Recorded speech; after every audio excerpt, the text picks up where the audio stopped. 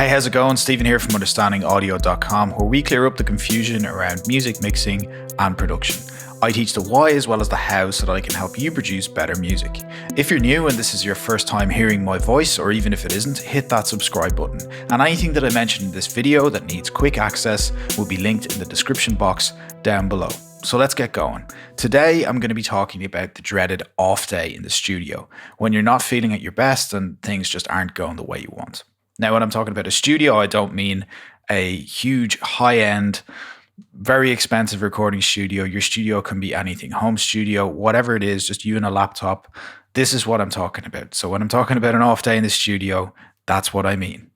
Now, when it comes to creative endeavors and music, you hear the word passion a lot, and I definitely believe that you should be doing the things that you're most passionate about. But being passionate about what you do will only really get you so far. Enthusiasm is great, but it's taking action and steamrolling through obstacles that will get you to where you want to go. Yes, even when you're having this dreaded off day. Now, you're listening to this and working on your projects because you want to get better at what you do. Positivity and drive will get you far, but there can also be days when you get bogged down in negativity, spend too much time on certain aspects of the process, or place too much emphasis on the little mistakes you make. If you do that, you're going to squeeze the life out of something fun, lose your passion, get frustrated, and risk ending up with a weak end product. So, how passionate are you about this? Some people say they're passionate about mixing, music, and pursuing their dreams, but how much do you really love this? Ask yourself the following questions. Is being part of a creative music or audio production process something that you simply need to do to feel fulfilled? When you get up in the morning, is it exactly what you want to do? If you have a day job, does your mind wander to audio projects during the day? Is this how you want to spend your evenings and weekends? If your day job is audio related, whether you're an employee or working freelance, do you absolutely love what you're doing? If you answered no to the question or questions relevant to you, then you have something to think about.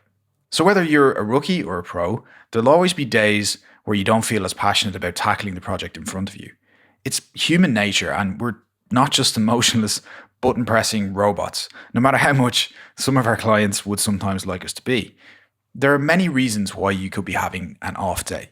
It can be hard to be passionate about what you're doing if you've had a long day of recording or mixing the day before, you're tired in the evening after working your day job, you've taken on a job that you're not 100% happy about, or you're dealing with issues in your personal life. You might feel disillusioned for any number of reasons and have lost some of your earlier passion for being creative. However, if you want to get your project completed, all of that needs to go on the back burner and you need to find your motivation. There are answers to all of those problems if you break them into small, manageable chunks. Let's look at some solutions for each scenario. If you've had a long day the day before and you're short in sleep, do the things that get you fired up to take on the day. Some examples might be writing out a goal list. What do you want to get out of the day? Go for a morning run if that's what you're into. Get in an early gym session if it's not. Maybe some yoga, meditate, eat a healthy breakfast to kickstart your day. Use whatever works for you.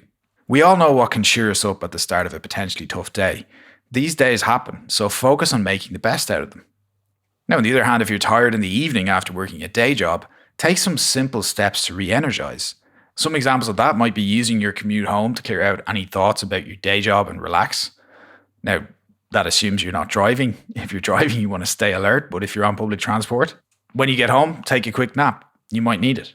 Be grateful that you can go home and work on something that you love. An attitude of gratitude will help you get going. Listen to some reference mixes or sketches of your ideas.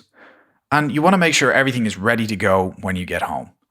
That might mean that you have your gear plugged in and ready to go from the night before so that when you get home, there's no obstacle to you getting started.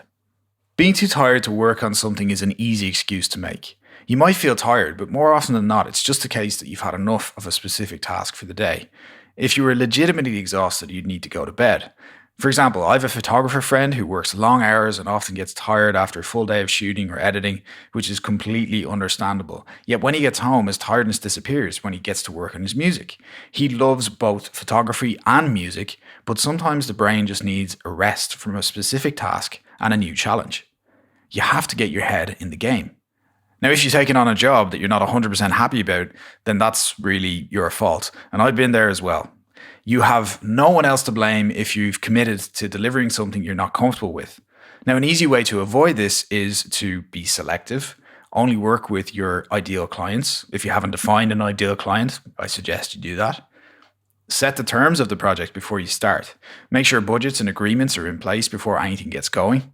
Ask yourself why you're not happy about it. Are you the obstacle? Change your attitude and be grateful to be doing something that you love. Grin and bear any mistakes you made in setting up the project and get on with it. Look at the experience as a learning opportunity. It might not be exactly what you want right now, but make the most of it, and who knows where it will lead you. And finally, I mentioned issues in your personal life, which are extremely difficult. And if you're dealing with issues in your personal life, then as hard as it might be, you'll just need to separate them from your professional life and get on with your commitments until the job is done.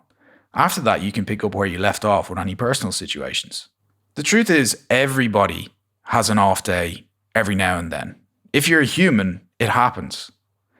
The key is to not dwell on it and give the idea of an off day more importance than it deserves. It really doesn't deserve that much importance. Yes, it's important to analyze why things aren't going the way they should for you on a specific day, but if you dwell on it, you won't really get answers and just make things worse.